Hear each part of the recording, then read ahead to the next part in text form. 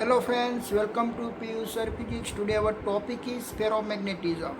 हमने अगले वीडियो में दो मैग्नेटिज्म के बारे में स्टडी किया था, एक डायमैग्नेटिज्म और दूसरा है पैरामैग्नेटिज्म। और आज हमको स्टडी करना है फेरोमैग्नेटिज्म के बारे में, ठीक है। ओके, पर उसके पहले हम देख लेते कि भाई यहाँ तक ने हमने कौन कौन से टॉपिक हमने स्टडी किए हैं, ठीक है। तो फर्स्ट ऑफ ऑल तो हमारा रूट ऑफ मैग्नेटिज्म हमने देखा था कि भाई एक मूविंग चार्ज पार्टिकल का रूट ऑफ मैग्नेटिज्म होते हैं, जेना पर हमको मालूम पड़ा कि भाई हमारे जो नेचर के सभी जो मटेरियल बने हुए हैं वो सभी मटेरियल में एक सेम चीज़ अवेलेबल है। वो क्या कि भाई सभी मटेरियल के इनसाइड एक एटम अवेलेबल है, तो उसकी इनसाइड एक मूविंग चार्ज पार्टिकल्स अवेलेबल है। तो एवरी मटेरियल क्या प्रोड्यूस कर सकता है, मैग्नेटिज्म की इफेक्ट प्रोड्यूस कर सकता है, ठीक है। ओके, देन आफ्टर जो हमको पहले फर्स्ट पर फाइंड आउट हुआ था, एक मैग्नेशियम नाम के टापू से एक मैग्नेट। ओके, वो मैग्नेट के पास एक दो कैरेक्टरिस्टिक अवेलेबल थी, वो एक आयन पार्टिकल्स को अट्रैक्ट कर रही थी और देना पर उसके पास एक डायरेक्शनल प्रॉपर्टी थी। ओके, देना पर मैग्नेट की हमने इंपॉर्टेंट फैक्टर के बारे में हमने स्टडी किया था, जैसे कि उसका नॉर्थ पोल हम साउथ पोल को हम सेपरेट नहीं कर सकते, जिसका मैग्नेटिज्म हम क्रिएट भी कर सकते हैं और डिस्ट्रॉय भी कर सकते हैं, ठीक है। ओके, देना पर उसकी मैग्नेटिक फील्ड लाइन की कैरेक्टरिस्टिक के बारे में हमने स्टडी की थी। इसमें इंपॉर्टेंट कैरेक्टरिस्टिक वो है कि भाई magnetic field line is a close loop, is a continuous loop, और electric field line is a discontinuous loop. Okay, देना पर में दूसरा क्या हमने स्टडी किया हुआ था कि भाई दूसरा हमने स्टडी किया कि हमारे पास एक सोलेनोइड कंसीडर किया हुआ है, वो सोलेनोइड में से हमने करंट को पावर शुरू करेंगे तो वो भी क्या प्रोड्यूस करेगा, मैग्नेटिक फील्ड प्रोड्यूस करेगा। जैसे कि बार मैग्नेट भी क्या प्रोड्यूस करता है, मैग्नेटिक फील्ड प्रोड्यूस करता है। तो हमारे पास एक बार मैग्नेट का ऑन दी एक्सेस का इक्वेशन हमारे पास है कि भाई 2μ0m/4πx3। ऐसा ही सेम इक्वेशन हमको एक सोलेनोइड की ऑन दी एक्सिस का हमको फाइंड आउट हुआ। तो इससे प्रूफ हो गया कि भाई हमारा जो सोलेनोइड है वही एक बार मैग्नेट है। यहाँ पर हमने क्या किया है कि यूनिफॉर्म मैग्नेटिक फील्ड लाइन में हमने एक मैग्नेटिक नीडल को लटकाया। वो मैग्नेटिक नीडल को हमने थोड़ा सा हमने एक उस पर एक फोर्स लगाया, तो वहाँ पे एक टॉर्क एक्सपीरियंस हुआ। वो टॉर्क एक्सपीरियंस होने से वो क्या करने लगेगा, ऑक्सीलेशन मोशन करने लगेगा। उसका हमने टाइम पीरियड भी हमने निकाला, ठीक है। ओके, देन आफ्टर उसकी हमने पोटेंशियल एनर्जी भी हमने फाइंड आउट की। ओके, उसका टाइम पीरियड हमारा निकला था T=2π√I/mb। देन पर उसकी पोटेंशियल एनर्जी का इक्वेशन हमने फाइंड आउट किया, U=−mb cos theta. Then after हमने क्या स्टडी किया था, एक अर्थ ऑफ मैग्नेटिज्म कि भाई हमारी जो अर्थ है वो भी एक मटेरियल की बनी हुई है, तो उसके पास भी क्या होना चाहिए, मैग्नेटिज्म होना चाहिए। तो उसका एविडेंस भी हमने देखा था, उसका टू एविडेंस हमने देखा था कि भाई फर्स्ट ऑफ ऑल हम एक बार मैग्नेट को हम अर्थ की सरफेस में हम लटकाते हैं तो एक पर्टिकुलर डायरेक्शन में वो एक स्टेबल होती है, ये उसका एविडेंस है, नॉर्थ और साउथ की डायरेक्शन में, ठीक है।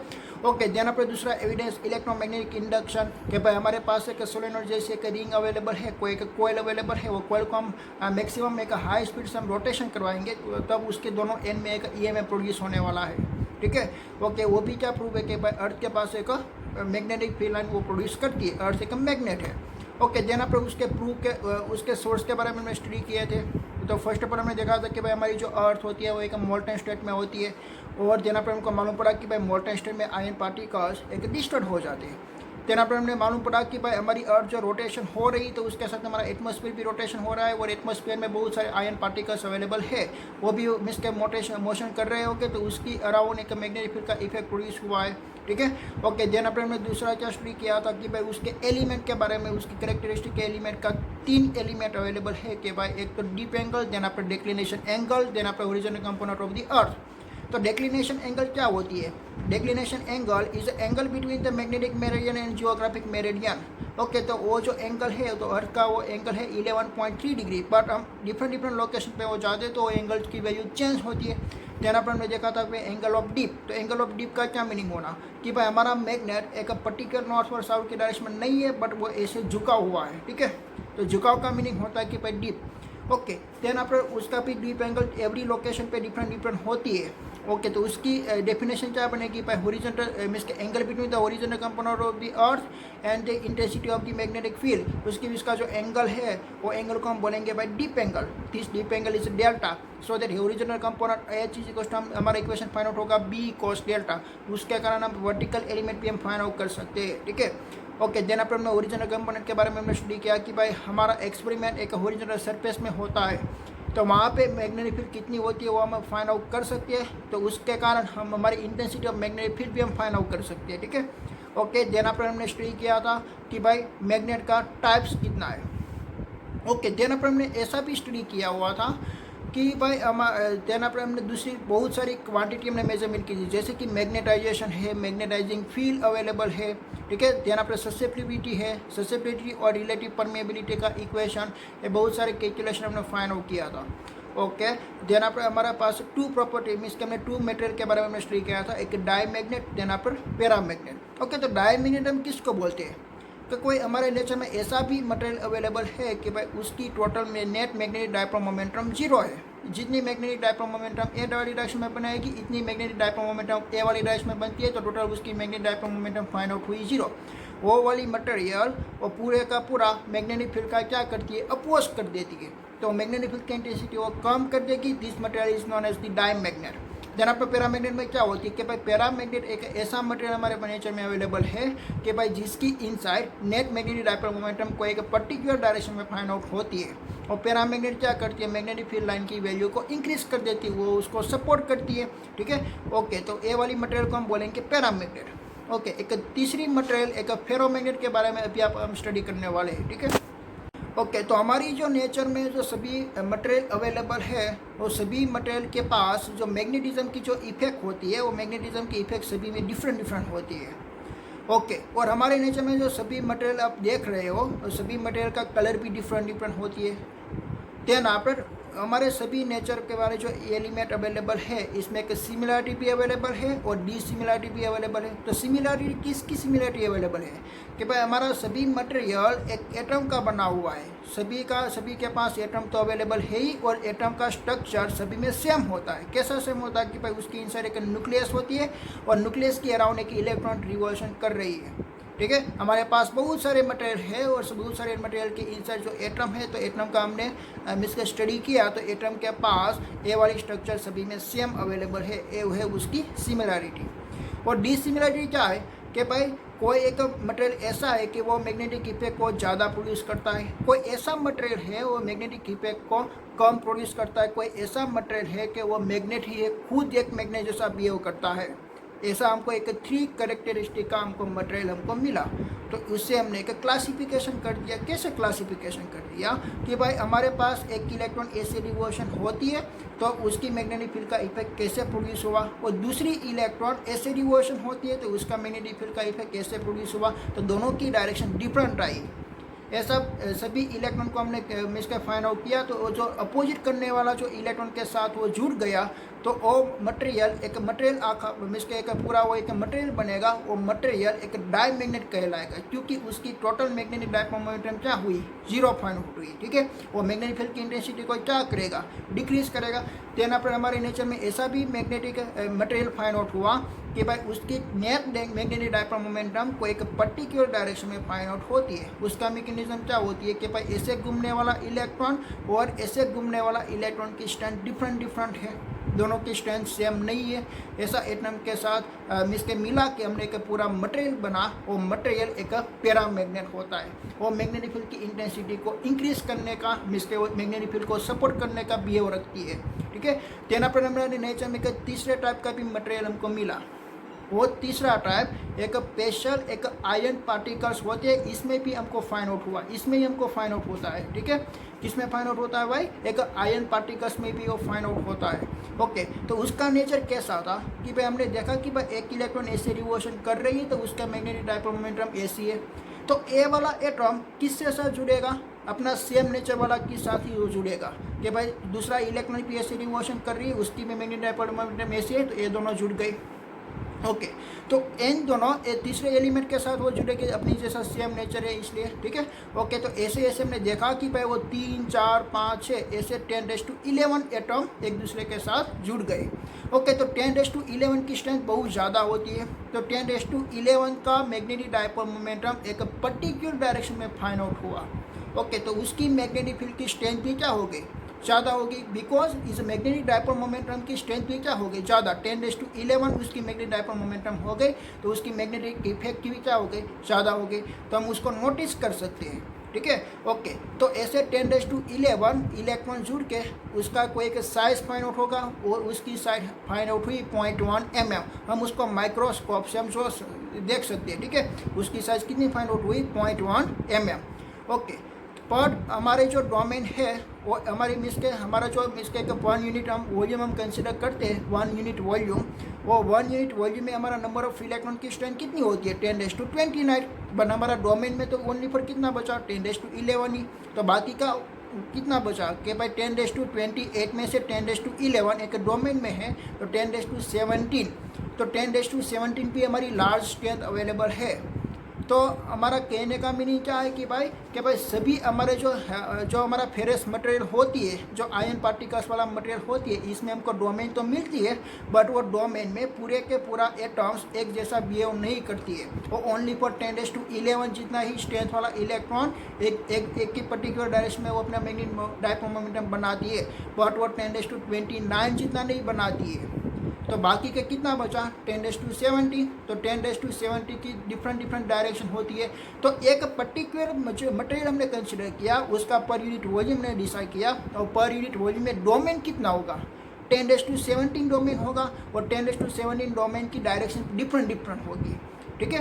बट एक पर्टिकुलर डोमेन में 10⁻11 इलेक्ट्रॉन है, और 10⁻11 इलेक्ट्रॉन की डायरेक्शन क्या होती है, पर्टिकुलर एक सेम डायरेक्शन होती है। अभी आपको माइंड में क्लियर हुआ, हमने क्या कंसिडर कर लिया, एक पर यूनिट वॉल्यूम ने एक मटेरियल कंसिडर किया, वो मटेरियल की इनसाइड 10⁻29 टोटल इलेक्ट्रॉन होते हैं। तो इसमें से 10⁻17 इलेक्ट्रॉन 10⁻17 डोमेन हमको मिले, क्या मिले 10⁻17 डोमेन। ओके, तो 10⁻17 डोमेन की डायरेक्शन डिफरेंट थी, सभी की डायरेक्शन सेम जैसे नहीं हो सकती, ऐसा पॉसिबल नहीं है, ठीक है। तेना पर हमने एक डोमेन के बारे में हमने स्टडी किया, तो वो वाली डोमेन में सभी मैग्नेटिक डायपोल मोमेंटम की डायरेक्शन कैसी थी, सेम जैसी थी। ऐसा इलेक्ट्रॉन कितना था 10⁻11 इलेक्ट्रॉन था, तो उसकी स्ट्रेंथ क्या हो गई, ज़्यादा हो गई, ठीक है। ओके, तो ऐसा जो बी हमको फाइंड आउट हुआ वो ओनली फॉर एक आयन पार्टिकल्स में ही फाइंड आउट हुआ। तो जो आयन पार्टिकल्स को ही हम क्या बोल सकते हैं, एक फेरोमैग्नेटिज्म हम बोल सकते हैं, ठीक है। ओके, तो उसका नेचर के बारे में, उसका स्ट्रक्चर भी हम यहाँ पे ड्रॉ करेंगे, और वो फेरोमैग्नेटिज्म में वो कैसे कन्वर्ट होता है उसकी भी बारे में हम देखने वाले, ठीक है।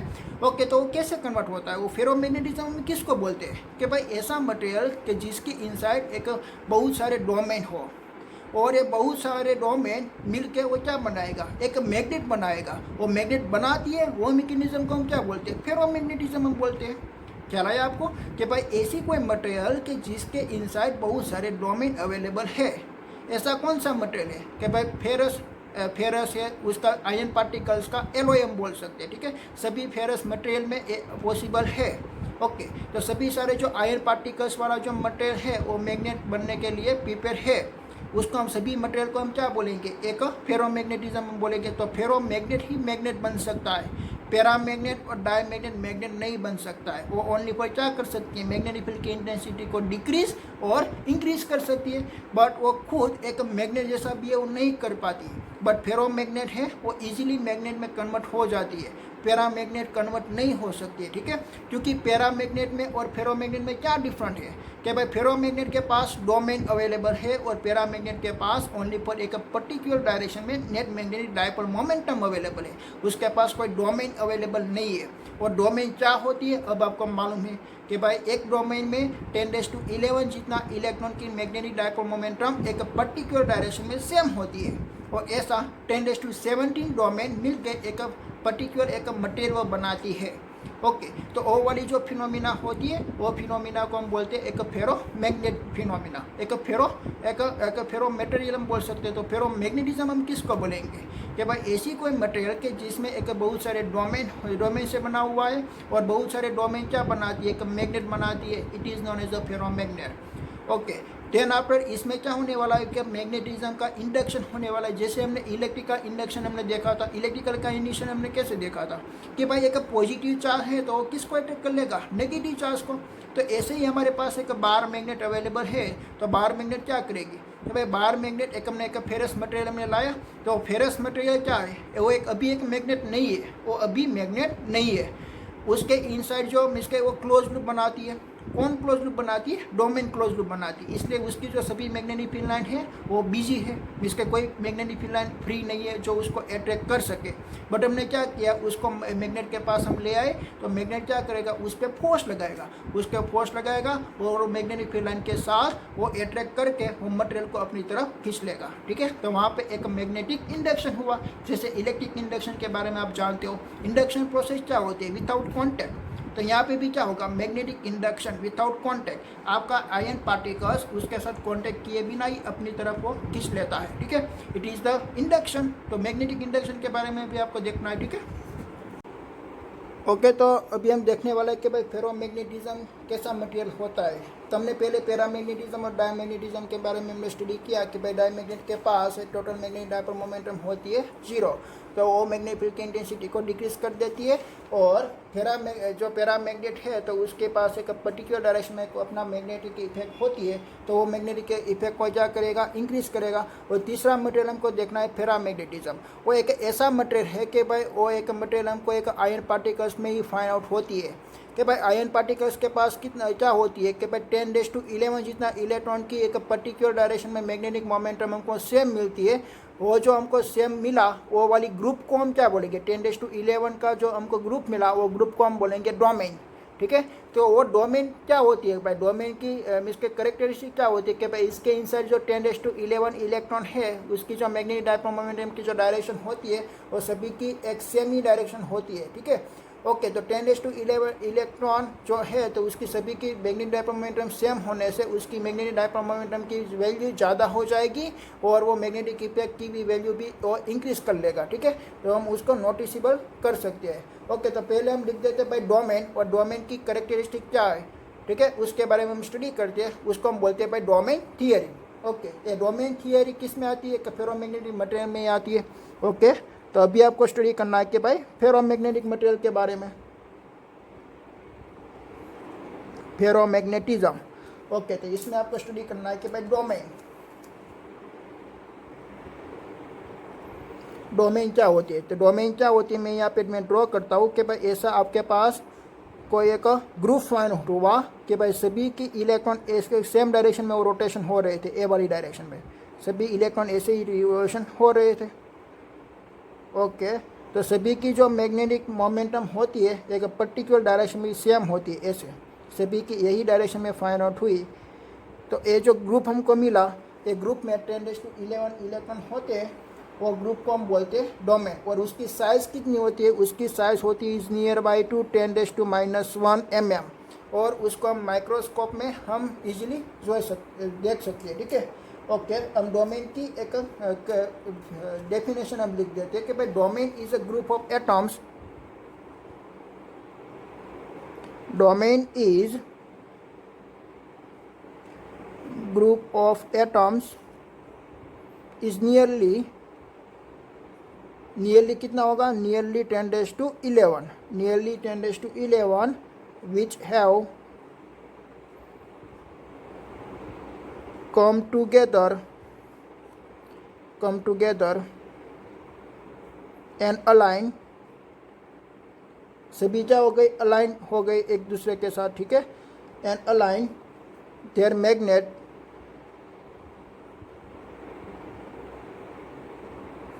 magnetic dipole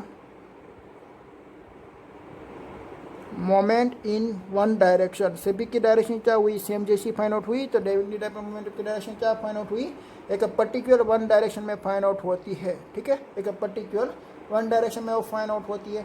ओके, तो ऐसा डोमेन हमको इसके एक स्पेशल टाइप के एक मटेरियल में हमको नज़र आती है। और स्पेशल टाइप का मटेरियल एक आयन पार्टिकल्स का ही बना हुआ होता है, और मटेरियल को हम क्या बोल सकते हैं कि फेरोमैग्नेट हम बोल सकते हैं। ठीक है, इसमें क्या होती है, देखिए कि भाई एक डोमेन है, तो डोमेन कैसा बिहेव करती है कि जैसे कि हमारे पास एक बार मैग्नेट अवेलेबल है, तो बार मैग्नेट में से आपका मैग्नेटिक फील्ड लाइन कैसे प्रोड्यूस होती है कि भाई नॉर्थ टू साउथ डायरेक्शन में वो प्रोड्यूस होती है। जैसे कि हमने एक सोलेनोइड कंसिडर किया कि भाई के सोलेनोइड में हमने इलेक्ट्रिक करंट को पास आउट किया, तो सोलेनोइड में से भी एक एंड में से मैग्नेटिक फील्ड लाइन प्रोड्यूस होगी और दूसरी एंड में एंटर होगी। तो वैसा ही सेम फिनोमिना यहाँ पे हमको मिला कि देखिए सभी की मैग्नेटिक फील्ड लाइन की डायरेक्शन ऐसी है, तो यहाँ से मैग्नेटिक फील्ड लाइन एग्जिट होती है और यहाँ से मैग्नेटिक फील्ड लाइन एंटर होती है।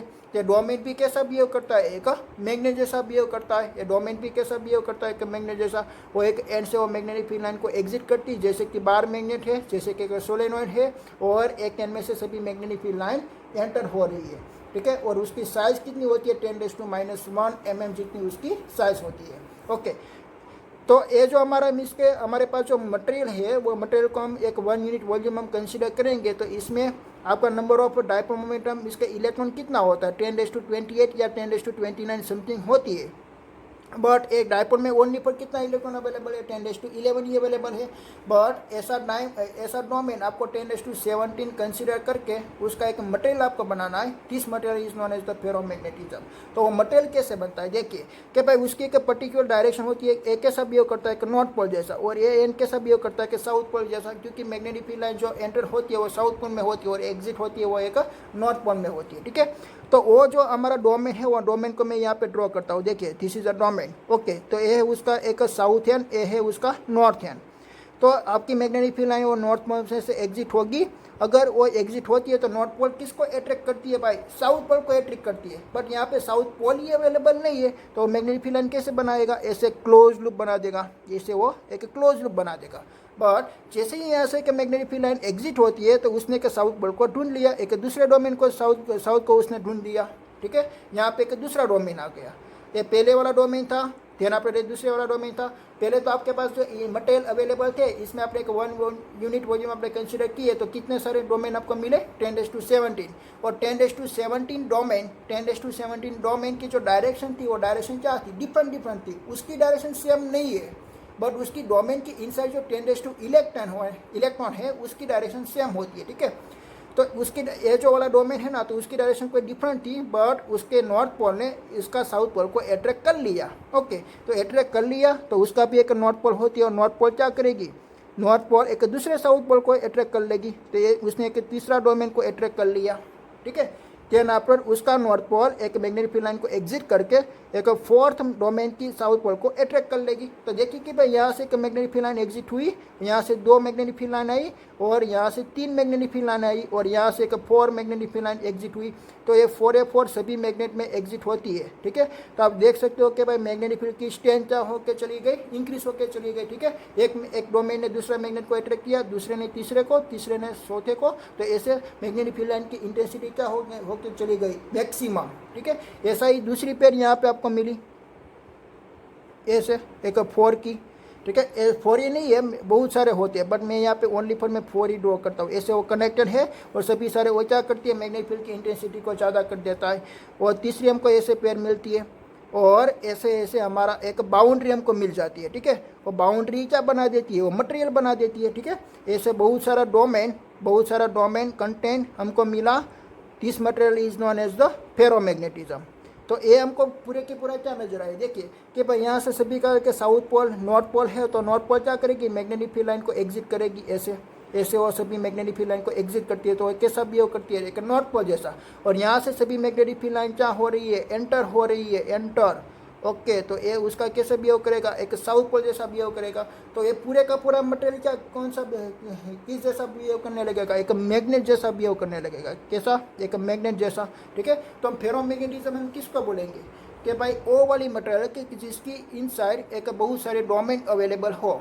फेरोमैग्नेटिज्म हम इसको बोलते हैं कि भाई एक ऐसा मटेरियल कि भाई उसके इनसाइड ऐसा बहुत सारे डोमेन हो, और बहुत सारे डोमेन एक अलाइन हो के वो क्या बनाएगा, एक मैग्नेट बनाएगा, ठीक है। वो सभी सारे डोमेन एक अलाइन हो के एक मैग्नेट बनाती है। This magnetism is known as the ferromagnetism. वो वाली मैग्नेटिज्म को हम क्या बोलेंगे, फेरोमैग्नेटिज्म। तो आपके पास 3 टाइप के मटेरियल अवेलेबल है, डाईमैग्नेटिज्म, पैरामैग्नेटिज्म एंड फेरोमैग्नेटिज्म। तो मैग्नेट कौन बनाती है भाई, डाईमैग्नेट नहीं बना सकती, और पैरामैग्नेट भी नहीं बना सकती, और फेरोमैग्नेट ही डाईमैग्नेट में कन्वर्ट कर सकती है, ठीक है। तो फेरोमैग्नेट किस में फाउंड होते हैं, एक आयरन पार्टिकल्स के एलॉय में भी फाइंड आउट हो सकते हैं। जिस में आयरन पार्टिकल्स अवेलेबल है, जिस में फेरस अवेलेबल है, वो सभी में कौन सा मैकेनिज्म होगा, वो सभी में डोमेन अवेलेबल है। वो डोमेन ही क्या प्रोड्यूस कर सकती है, एक फेरोमैग्नेटिज्म वो प्रोड्यूस कर सकती है। ओके, देन आफ्टर के भाई हमने बहुत सारे फेरोमैग्नेट मटेरियल हमने देखे। तो बहुत सारे फेरोमैग्नेट एक मैग्नेट जैसा है ऐसा ज़रूरी नहीं है। बहुत सारे फेरोमैग्नेट मटेरियल हमको मैग्नेट जैसा नहीं मिला। जैसे कि हमारा एक आयरन है, एक आयरन के एक पार्टिकल्स है, वो आयरन पार्टिकल्स एक मैग्नेट जैसा होता भी है और नहीं भी होता। वो कैसे नहीं होता, उसका हमने को एक दूसरा स्टेप हमको देखना है। देखिए, मैंने आपको क्या बोला कि भाई सभी सारे जो फेरोमैग्नेट होते हैं वो इनिशियली में मैग्नेट होता भी है और नहीं भी होता है। और नहीं क्यों होता है उसके बारे में आपको देखना है कि भाई आपके पास एक ऐसा मटेरियल है, this material is a ferromagnetism, ठीक है। और फेरोमैग्नेटिज्म में क्या होता है, फेरोमैग्नेट में क्या होती है, एक डोमेन होती है, एक डोमेन है, this is the south pole, this is the north pole. Okay, north pole किसको इसके अट्रैक्ट कर लेगी, साउथ पोल को। तो उसका नॉर्थ पोल यहाँ पे है तो दूसरे का साउथ पोल यहाँ पे है, तो उसके साथ उसने अट्रैक्ट कर लिया, तो ऐसे उसने बना दिया। ओके, तो यहाँ पे उसका सेकंड का नॉर्थ पोल अवेलेबल है, तो यहाँ पे नॉर्थ पोल है, तो यहाँ पे भी एक मैग्नेट डोमेन अवेलेबल था, उसका साउथ पोल यहाँ पे था, उसने उसको साउथ पोल को अट्रैक्ट कर लिया। ओके, तो यहाँ पे नॉर्थ पोल आ गई। ओके, देन आफ्टर यहाँ पे भी एक तीसरा एक फोर्थ डोमेन अवेलेबल था, उसका साउथ पोल यहाँ पे था और नॉर्थ पोल यहाँ पे था। तो देखिए कि यहाँ पे जो मैग्नेटिक फील्ड लाइन बनेगी वो मैग्नेटिक फील्ड लाइन कैसी बनती है, एक क्लोज लूप बनती है। कैसी बनती है, एक क्लोज लूप। और मैग्नेटिक फील्ड लाइन कैसी बननी चाहती है, एक क्लोज लूप भी बनना चाहती है ना। वो क्लोज लूप को कम से कम डिक्रीज करना चाहेगी, और तो सभी डोमेन को क्या कर लेगी भाई, अट्रैक्ट कर लेगी सभी के साथ। ओके, एक क्लोज लूप होना चाहिए। ऐसा जरूरी नहीं कि भाई 4 डोमेन से ही क्लोज लूप बनती है, 3 डोमेन से भी क्लोज लूप बनती है। कैसे कि भाई यहाँ पे एक डोमेन अवेलेबल था, उसका एक नॉर्थ पोल यहाँ पे था और एक साउथ पोल यहाँ पे था, तो नॉर्थ पोल किसको अट्रैक्ट कर लेगी, साउथ पोल को। तो ये दूसरी डोमेन की एक साउथ पोल यहाँ पे था और नॉर्थ पोल यहाँ पे था, ठीक है। और तीसरा डोमेन यहाँ पे अवेलेबल था, उसका नॉर्थ पोल और साउथ पोल ऐसा था, वो भी क्या कर लेगा, एक क्लोज लूप बना देगा, ठीक है। तो ऐसे उसने भी क्या कर दिया, एक क्लोज लूप बना दिया, उसने भी क्या कर लिया, क्लोज लूप बना दिया। और ये मटेरियल के बारे में हम स्टडी करते हैं तो सभी डोमेन क्या करती है, आपस में मिलकर एक क्लोज लूप बना देती है। तो यहाँ पे कोई भी मैग्नेटिक फील्ड लाइन फ्री नहीं है। आप यहाँ पे देख सकते हो ये सभी मैग्नेटिक फील्ड लाइन क्या है, फ्री है। वो एक साउथ पोल को अट्रैक्ट करना चाहती है और ये सभी साउथ पोल किसको अट्रैक्ट करना चाहती है, नॉर्थ पोल को अट्रैक्ट करना चाहती है। बट यहाँ पे आप देख सकते हो सभी आपकी जो मैग्नेटिक फील्ड लाइन है यहाँ पे फ्री नहीं है। देन आफ्टर आप क्या करते हो, देन आफ्टर आपके पास कोई एक आयरन पार्टिकल्स की एक बॉडी अवेलेबल है, कोई एक आपके पास एक लोहे अवेलेबल है, ठीक है। आयरन पार्टिकल्स का बना हुआ मटेरियल को हम क्या बोल सकते हैं, लोहे ही बोल सकते हैं। ओके, तो वो लोहे को हमने यहाँ पे अट्रैक्ट करवाया, तो हम देखते हैं कि भाई ये जो मैग्नेटिक फील्ड लाइन है, ये जो मटेरियल है वो मटेरियल उसको अट्रैक्ट नहीं करती है। तो नहीं करते। आपने पहले क्या बोला था कि भाई जो फेरस मटेरियल से बना हुआ है वो सभी सारे मैग्नेटिज्म हो सकते हैं, बट यहाँ पे आप देख सकते हो कि भाई उसको साथ मैंने ऐसा मिसकर टच करवाया तब भी वो क्या करती है, नहीं करती है, उसको अट्रैक्ट नहीं करती है। अगर वो अट्रैक्ट नहीं करती है तो उसको हम क्या मैग्नेट बोल सकते हैं, नहीं बोल सकते हैं। बट ये वाली केस में तो मैग्नेट है, ये भी दोनों चाहे एक फेरस मटेरियल ही अवेलेबल है, बट ये आयन पार्टिकल्स का बना हुआ है और एक मैग्नेट है, ये पहले से एक मैग्नेट है, ठीक है। ओके, और देन आफ्टर हमको क्या करना पड़ेगा भाई, उसको मैग्नेट बनाने के लिए हमको क्या करना पड़ेगा, कोई एक्स्ट्रा फोर्स लगाना पड़ेगा। और एक्स्ट्रा फोर्स लगा के देखिए कि भाई ये आपकी जो क्लोज लूप बनी हुई है ना, वो क्लोज लूप को आपको तोड़ना पड़ेगा। कैसे तोड़ेंगे आप देखिए कि भाई यहाँ से आपने एक ऐसी मैग्नेटिक फील्ड लाइन का एक फोर्स लगा दिया, तो मैग्नेटिक फील्ड लाइन की डायरेक्शन में क्या होती है, नॉर्थ पोल। तो यहाँ का जो नॉर्थ पोल है वो ऐसा चला जाएगा, तो ऐसा चले जाएगा तो उसकी क्लोज लूप क्या हो जाएगी, मीन्स के टूट जाएगी। उसकी क्लोज लूप जो यहाँ पे बनी हुई है वो एक स्ट्रेट डायरेक्शन में कन्वर्ट हो जाएगी, और उसकी भी एक क्लोज लूप है वो भी क्या हो जाएगी, एक स्ट्रेट डायरेक्शन में कन्वर्ट हो जाएगी। देखिए कि भाई उसका नॉर्थ पोल है ना यहाँ पे, तो नॉर्थ पोल पे फोर्स लगेगा कौन सी डायरेक्शन पे, ए डायरेक्शन पे। आपने क्या किया, ये फेरस मटेरियल को है ना, ये फेरस मटेरियल को आपने उसके पास अपने ये रख दिया। ओके, तो उसके साथ यहाँ पे रख दिया, तो उसका नॉर्थ पोल क्या होगा कि भाई मैग्नेटिक फील्ड की डायरेक्शन में आएगा, मैग्नेटिक फील्ड में डायरेक्शन में आना चाहता है तो नॉर्थ पोल यहाँ पे आ गया, this is the north pole and this is the south pole. Then after a north pole is means के दूसरे साउथ पोल के साथ क्या कर लेगा, अट्रैक्ट, और ऐसे पूरे के पूरी उसने लिंक बना दिया। ऐसे पहले क्लोज लूप में था, उस पर आपके मैग्नेटिक फोर्स लगाया, मैग्नेटिक फोर्स लगा के उसको आपने तोड़ दिया। बट वो जो फेरस मटेरियल होती है, जो आयन पार्टिकल्स वाली जो मटेरियल होती है, वो उस पर फोर्स नहीं लगा सकती है। उस पर फोर्स नहीं लगाएगी तो अपना क्लोज लूप नहीं तोड़ेगी। तो आपको क्या करना पड़ेगा, एक्सटर्नल फोर्स लगाना पड़ेगा। आप जैसे ही एक्सटर्नल फोर्स लगाते हो सभी की क्लोज लूप टूट जाती है और एक स्ट्रेट डायरेक्शन में उसकी magnetic field line find out होती है। ऐसे उसकी magnetic field line find out होती है, ठीक है। ओके, देन आफ्टर क्या होता है, देन आफ्टर ये क्या हो गया भाई, मैग्नेट तो हो गया, ये मैग्नेट नहीं है, तो हमको यहाँ पे लिख देना है कि भाई नो मैग्नेटिज्म, ये मैग्नेटिज्म शो नहीं करती है, ठीक है। It is a no magnetism. Okay, because close loop of the domain,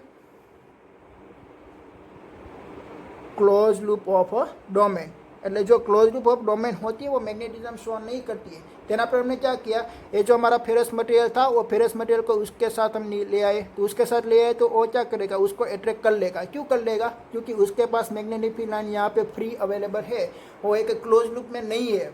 तो क्लोज लूप में नहीं है तो कैसा प्रोसेस होगा, देखिए कि भाई हमने यहाँ पे एक फेरस मटेरियल को रखा ऐसे, तो उसका जो सभी नॉर्थ पोल है वो नॉर्थ पोल किसको अट्रैक्ट कर लेगा, साउथ पोल को अट्रैक्ट कर लेगा, ठीक है। और यहाँ पे भी एक साउथ पोल को अट्रैक्ट कर लेगा, और ये नॉर्थ पोल किसको अट्रैक्ट कर लेगा, साउथ पोल को, south pole and north pole, और ये भी क्या कर लेगा, एक मैग्नेटिज्म की इफेक्ट को प्रोड्यूस कर लेगी, ठीक है। ओके, तो उसकी मैग्नेटिक फील्ड की इंटेंसिटी क्या होती है, मैक्सिमम होती है। देखिए इसका नॉर्थ पोल और साउथ पोल को क्या करेगा, अट्रैक्ट करेगा, अट्रैक्ट करेगा तो डिस्टेंस क्या करना चाहता है, कम से कम करना चाहता है। तो वो जो वाला इसमें मटेरियल है आपका, जो आयरन पार्टिकल्स वाला मटेरियल है, एक आयरन पार्टिकल्स वाला जो मटेरियल है उसको क्या करना चाहता है, वो अट्रैक्ट करना चाहता है, ठीक है। वो दूर से ही अपने को अपनी तरफ वो अट्रैक्ट कर लेगा। तो दूर से अपनी तरफ अट्रैक्ट करने के लिए उसके पास क्या होनी चाहिए, फील्ड होनी चाहिए। तो यहाँ पे कौन सी फील्ड अवेलेबल है, एक मैग्नेटिक फील्ड अवेलेबल है, और मैग्नेटिक फोर्स अप्लाई करके उसको अपनी तरफ वो खींच लेती है। तो वो वाली फिनोमिना को हम क्या बोल सकते हैं, इंडक्शन फिनोमिना बोल सकते हैं। क्योंकि इंडक्शन में आपने स्टडी किया फर्स्ट चैप्टर में, इंडक्शन प्रोसेस क्या होती है, विथआउट कॉन्टैक्ट वाला जो फोर्स लगती है it is known as the induction. तो यहाँ पे क्या हुआ कि भाई विथआउट कॉन्टैक्ट ये मैग्नेट है, वो मैग्नेट अपना हाथ लगा के उसको नहीं खींच लेती है, वो क्या भेज देती है, मैग्नेटिक फील्ड लाइन, और मैग्नेटिक फील्ड लाइन उसको खींच के यहाँ पे ले आती है, ठीक है। ओके, तो मैग्नेटिक फील्ड लाइन हम शो नहीं, हमको उसको नहीं दिखाई देती, ठीक है। ये मैग्नेटिक फील्ड लाइन आप देख नहीं सकते हो, ठीक है। इसलिए आपको कोई भी इसका आपको नज़र नहीं आएगा, वो ऐसे ही आपका एलिमेंट आपको चलते हुए नज़र आएगा, ठीक है। ओके, तो उसकी बीच में क्या होती है कि मैग्नेटिक फील्ड लाइन प्रेजेंट होती है। ओके, और मैग्नेटिक फील्ड लाइन से वो फेरस मटेरियल को क्या कर लेगी, अपनी तरफ अट्रैक्ट कर लेगी। वो जो फिनोमिना है उसको हम बोलते हैं मैग्नेटिक इंडक्शन। जैसे हमने इलेक्ट्रिक इंडक्शन के बारे में हमको मालूम है कि भाई विथआउट कॉन्टैक्ट के बिना ही हमको चार्ज को प्रोड्यूस करना है, तो हमने चार्ज को प्रोड्यूस कर लिया था। ऐसा ही यहाँ पे मैग्नेटिज्म में होगा, ठीक है। ओके, देन पर हम लिखते हैं कि भाई मैग्नेटिक इंडक्शन के बारे में, मैग्नेटिक इंडक्शन की हम डेफिनेशन हम लिख लेते हैं। मैग्नेटिक इंडक्शन, मैग्नेटिक इंडक्शन कब प्रोड्यूस हुआ, हमने ए मैग्नेटिज्म, ये जो हमारा फेरस मटेरियल था इसको हमने यहाँ पे रखा, तो मैग्नेटिक इंडक्शन हुआ था, नहीं हुआ था। क्यों, क्योंकि उसके पास कोई फ्री मैग्नेटिक फील्ड ही अवेलेबल नहीं है, उसके पास कोई फोर्स ही अवेलेबल नहीं है जो दूसरे को अट्रैक्ट कर सके, ठीक है। सभी मैग्नेटिक फील्ड लाइन यहाँ पे बिजी है, बट यहाँ पे सभी magnetic field line free available थी। उसने क्या कर लिया, वो फेरस मटेरियल को अपनी तरफ खींच लिया, तो वहाँ पे मैग्नेटिज्म प्रोड्यूस हुआ। तो मैग्नेटिज्म प्रोड्यूस होने के लिए क्या रिक्वायरमेंट है कि भाई मैग्नेटिक फील्ड की स्ट्रेंथ अवेलेबल होनी चाहिए, मैग्नेटिक फील्ड का कोई फोर्स होना चाहिए, ठीक है। Okay, magnetic induction, when a ferromagnetic material, ये क्या है, फेरोमैग्नेटिक मटेरियल था, मीन्स के ferrous material. When a ferromagnetic material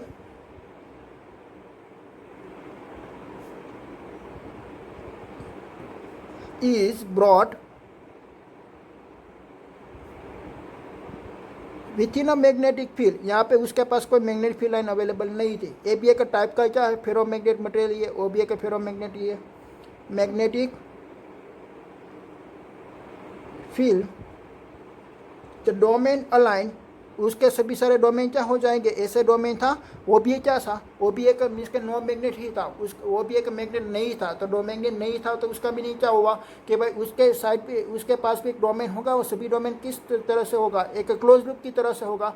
तो वो क्लोज लूप को क्या करेगा, ब्रोक कर देगा और एक स्ट्रेट लाइन बना देगा, मीन्स के सभी डोमेन को क्या करेगा, अलाइन कर लेगा within a magnetic field की डायरेक्शन में, ठीक है। ओके, तो magnetic field the domains align themselves, सभी डोमेन्स एक मैग्नेटिक फील्ड की डायरेक्शन में इसके अलाइन हो जाती है to create a magnetic field, और सभी मैग्नेटिक फील्ड जनरेट कर लेगा to create the magnetic field within them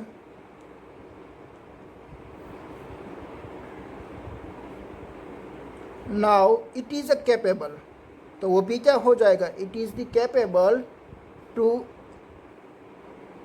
expert force of attraction, ठीक है। हमने फेरस मटेरियल हमने लाए, तो वो भी क्या था, नो मैग्नेट। ए भी क्या है, नो मैग्नेट, क्योंकि उसमें भी डोमेन क्या बन रही थी, क्लोज लूप, और उसके पास भी क्या था, close loop. But A ferrous material को उसके पास हम ले आए तो मैग्नेट जैसा बिहेव करती थी। मीन्स के ए भी एक फेरस मटेरियल है, बट इसमें सभी डोमेन कैसा था, एक अलाइन टू इटसेल्फ था। तो अलाइन टू इटसेल्फ होने के लिए उसकी मैग्नेटिक फील्ड की इंटेंसिटी ज़्यादा हो जाती है। वो मैग्नेटिक फील्ड का फोर्स से यहाँ का डोमेन एक क्लोज लूप में से कन्वर्ट होकर एक स्ट्रेट लाइन में आ गए। तो स्ट्रेट लाइन में आ गए तो ये भी क्या हो गया, कैपेबल हो गए एक फोर्स ऑफ अट्रैक्शन लगाने के लिए। तो ये भी क्या हो गया, एक मैग्नेट जैसा बिहेव करने लगेगा। ठीक है, ओके, ये हो गया मैग्नेटिज्म इंडक्शन। तो यहाँ पे आपका फेरोमैग्नेटिज्म फिनिश हुआ।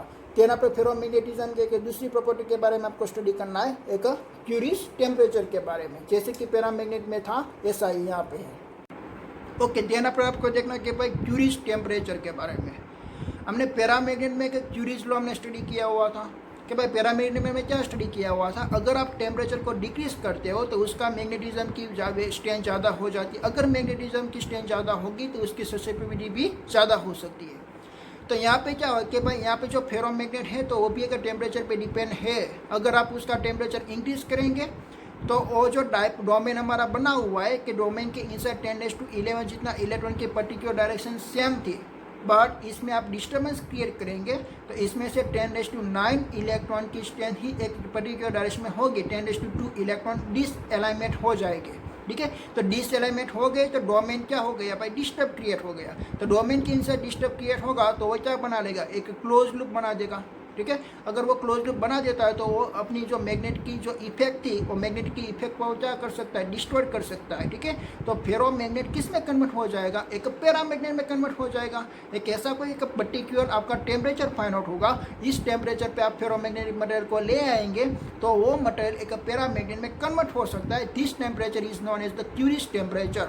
द क्यूरिस टेम्परेचर हम किसको बोलेंगे कि भाई हमारे पास एक फेरोमैग्नेटिक मटेरियल है, उसका टेम्परेचर हमने राइज कर दिया और एक वन टाइम ऐसा आएगा कि भाई एक पर्टिकुलर टेम्परेचर पे वो फेरोमैग्नेट मटेरियल कन्वर्ट हो गया एक पैरामैग्नेट में। This particular temperature is known as the Curie's temperature. ठीक है, ओके, ध्यान पर हमको सभी मटेरियल का एक क्यूरिस टेम्परेचर के बारे में हमको स्टडी करना है कि भाई किस किस का क्यूरिस टेम्परेचर हमको कितना कितना मिलता है। वही एप्लीकेशन से हम इंडस्ट्री में हम यूज़ करते हैं कि भाई जिसका क्यूरिस टेम्परेचर हाई है उसका एक हाई टेम्परेचर पे हम उसको यूज़ कर सकते हैं। हाई टेम्परेचर पे भी उसके पास जो मैग्नेटिक इफेक्ट है और उसकी डिस्टॉर्ट नहीं होती है, ये उसकी टेम्परेचर से फाइंड आउट होती है। ठीक है, ओके, तो हम वो भी एक मटेरियल का क्यूरिस टेम्परेचर हम देखते हैं। ओके, तो आपने देखा कि भाई क्यूरिस टेम्परेचर क्या होती है। आपका फेरोमैग्नेटिक मटेरियल का टेम्परेचर आप इंक्रीज करेंगे तो उसका मैग्नेटिज्म डिक्रीज होगा। अगर उसका मैग्नेटिज्म डिक्रीज होगा तो मैग्नेटिक ससेप्टिबिलिटी भी क्या होगी, डिक्रीज। जिसकी भी ससेप्टिबिलिटी ज़्यादा उसको हम बोलेंगे गुड मैग्नेट। ठीक है, तो उसकी ससेप्टिबिलिटी कम होके एक ऐसा टेम्परेचर हमको मिलेगा कि भाई वो फेरोमैग्नेटिक मटेरियल एक पैरामैग्नेट में कन्वर्ट हो गया। क्यों ऐसा होगा कि भाई देखिए भाई यहाँ से आप उसको टेम्परेचर इंक्रीज करेंगे तो ये जो सभी आपके डोमेन की करेक्टरिस्टिक देखिए आप कि भाई डोमेन में 10⁻11 जितना इलेक्ट्रॉन एक सभी की मैग्नेटिक डायपोल मोमेंट की डायरेक्शन एक पर्टिकुलर डायरेक्शन में थी। बट आपने क्या दे दिया, उसको टेम्परेचर को राइज कर दिया, मीन्स के उसको एनर्जी सप्लाई की। तो एनर्जी आपने सप्लाई की तो वो क्या करने लगेगा, वाइब्रेशन क्रिएट करने लगेगा। तो वाइब्रेशन क्रिएट करेगा तो उसकी जो पर्टिकुलर डायरेक्शन है उसको डिस्टर्ब क्रिएट करेगा। ठीक है, यहाँ पे 10⁻11 की सभी एक पर्टिकुलर डायरेक्शन है, इसमें से 10⁻2 जितना इलेक्ट्रॉन डिसअलाइनमेंट कंसिडर करेगा, डिसअलाइनमेंट प्रोड्यूस कर देगा। ठीक है, तो उसकी मैग्नेटिज्म क्या होने लगी, डिक्रीज होने लगी। देन आप यहाँ पे देखिए कि भाई वो सभी मैग्नेट डोमेन कहाँ पे है, एक अलाइन टू इटसेल्फ है। ठीक है, अलाइन टू एक पर्टिकुलर डायरेक्शन में ये सभी डोमेन है, पर उसका टेम्परेचर आपने ज़्यादा कर दिया तो डोमेन भी क्या करेगा, वाइब्रेट क्रिएट करेगा। तो वाइब्रेट करेगा तो क्या होगा कि भाई उसका अलाइनमेंट इसके डिस्टर्ब हो जाएगा और वो ऐसे एक क्लोज लूप बना देगा। ठीक है, ऐसे वो क्लोज लूप बना देगा। अगर वो जो क्लोज लूप बना देगा तो उसके पास मैग्नेटिज्म की जो प्रॉपर्टी थी वो क्या हो गई, डिस्टर्ब हो गई। अगर वो डिस्टर्ब हो जाती है तो उसको हम क्या बोलते हैं, पैरामैग्नेट। तो आपका जो फेरोमैग्नेट मटेरियल है और जो वाली टेम्परेचर पे वो पैरामैग्नेट में कन्वर्ट होगी, this temperature is known as a Curie's temperature. ठीक है, तो आपका दूसरा टॉपिक है क्यूरिस temperature.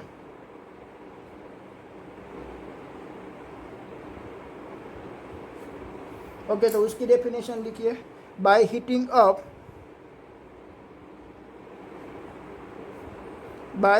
Up to which ferromagnetism is convert, ferromagnetism को आपको कन्वर्ट करनी है। Ferromagnetism is convert into paramagnetism. Okay, वो वाली टेम्परेचर को हम क्या बोलेंगे, क्यूरिस टेम्परेचर। ओके, तो उसका इक्वेशन लिखिए कि भाई susceptibility is directly proportional to C, C is a Curie's constant, और यहाँ पे आपका टेम्परेचर में जो चेंजेस हुआ वो, तो आपका टेम्परेचर में जो चेंजेस है एक क्यूरी टेम्परेचर है, ठीक है। तो आपका टेम्परेचर में जो जितना चेंजेस मैक्सिमम होगा उसमें उसकी ससेप्टिबिलिटी कम हो जाएगी, और ससेप्टिबिलिटी कम होने से वो फेरोमैग्नेटिक मटेरियल किस में कन्वर्ट हो जाती है, पैरामैग्नेट में, ठीक है। ओके, तो मैं सभी के यहाँ पे साइन नोट क्या होती है, sign is the susceptibility, and C क्या है, सी इज अ क्यूरिस कांस्टेंट। आगे हमने पैरामैग्नेट में हमने इक्वेशन फाइंड आउट किया था कि भाई magnetization is directly proportional to B not और इनवर्सली प्रोपोर्शनल टू टेम्परेचर। और यहाँ पे टी क्या है, T is a present temperature after heating, आपने हीटिंग नहीं करवाए उसकी पहले का टेम्परेचर है, ठीक है। देन आपने टी सी क्या है कि भाई क्यूरिस टेम्परेचर, तो क्यूरिस टेम्परेचर हम किसको बोलते हैं वो अभी आपको मालूम है, ठीक है, कि भाई क्यूरिस टेम्परेचर हम किसको बोलेंगे, जो हमारा फेरोमैग्नेटिक मटेरियल है वो एक पर्टिकुलर टेम्परेचर में एक पैरामैग्नेट में इसका कन्वर्ट हो जाएगा, वो वाली टेम्परेचर को हम बोलते हैं क्यूरिस टेम्परेचर। तो सभी मटेरियल की जो फेरोमैग्नेट में भी बहुत सारे टाइप होते हैं, और सभी मटेरियल का क्यूरिस टेम्परेचर डिफरेंट होता है। तो मटेरियल के बारे में देख लेते हैं, मटेरियल और क्यूरिस टेम्परेचर। तो कोबाल्ट, तो कोबाल्ट का क्यूरिन टेम्परेचर सबसे ज़्यादा है 1394, then after Fe 193, then after Fe2O3, ये फेरस का एलॉय है 893, देन आफ्टर निकल तो उसका कितना है 631, देन आफ्टर गोडेलियम उसका कितना है 371। तो आप इसके टेबल बनाए और टेबल को आप स्टडी कीजिए कि भाई किसका क्यूरिस टेम्परेचर मैक्सिमम है, कि भाई कोबाल्ट का क्यूरिस टेम्परेचर मैक्सिमम है। अगर आपका फेरस मटेरियल एक कोबाल्ट का बना हुआ है, कोबाल्ट के इनसाइड भी बहुत सारे डोमेन अवेलेबल होती है, ठीक है। तो अगर आपका जो मैग्नेट है वो कोबाल्ट का बना हुआ है और टेम्परेचर आपका 1100 भी होगा तो भी वो अपनी वो मैग्नेटिक इफेक्ट को डिस्ट्रॉय नहीं करेगा।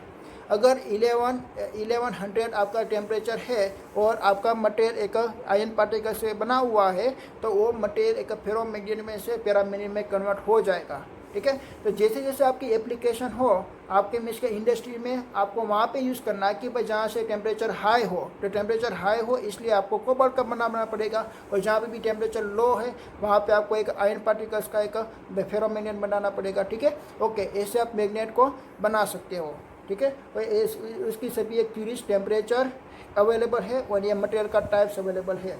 जैसे आपकी एप्लीकेशन हो जहाँ पे आपको एक हाई टेम्परेचर में यूज़ करना है तो कोबाल्ट से बना लो, और लो टेम्परेचर पे यूज़ करना है तो निकल से भी चलेगा और गैडोनियम से भी चलेगा, ठीक है। ओके, देन आप देखिए कि भाई उसकी जो करेक्टरिस्टिक होती है वो कैसे होती है, कि भाई यूनिफॉर्म मैग्नेटिक फील्ड लाइन कैसे होती है। यूनिफॉर्म मैग्नेटिक फील्ड लाइन ऐसे होती है 1 2 3 4 5 एंड 6। देन आफ्टर उसके इनसाइड हमने क्या पुट कर दिया, फेरोमैग्नेट। उसके inside uniform magnetic field line थी, उसके इनसाइड हमने फेरोमैग्नेट को पुट कर दिया। ऐसा कोई एक फेरोमैग्नेट हमने लगा दिया। आप Fe लिख सकते हो, Fe2O3 भी आप लिख सकते हो, ठीक है। Okay, 1 2 3 4 5 and 6, 1 2 3 4 5 and 6। तो इसमें आपने देखा कि भाई सभी मैग्नेटिक फील्ड लाइन यहाँ से ऐसे होके यहाँ से एग्जिट होती थी, और यहाँ से भी ऐसे होके यहाँ से एग्जिट होती थी, और यहाँ से ऐसे एग्जिट होती है यहाँ से, ठीक है, because this is a ferromagnetism.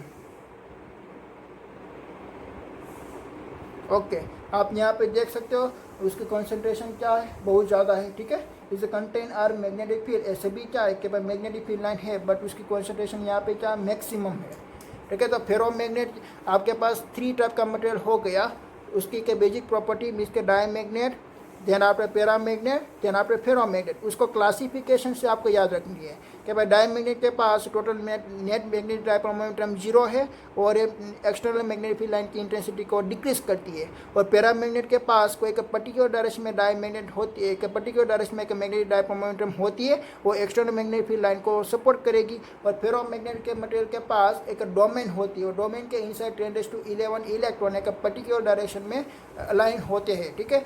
और बहुत सारे डोमेन से एक मटेरियल बना हुआ है, वो मटेरियल एक मैग्नेट में कन्वर्ट हो सकती है। This mechanism is known as the ferromagnetism. आपका पैरामैग्नेट है वो मैग्नेट में कन्वर्ट नहीं हो सकता है, ठीक है। देन आपको क्यूरियस टेम्परेचर के बारे में आपको बता देना है, ठीक है।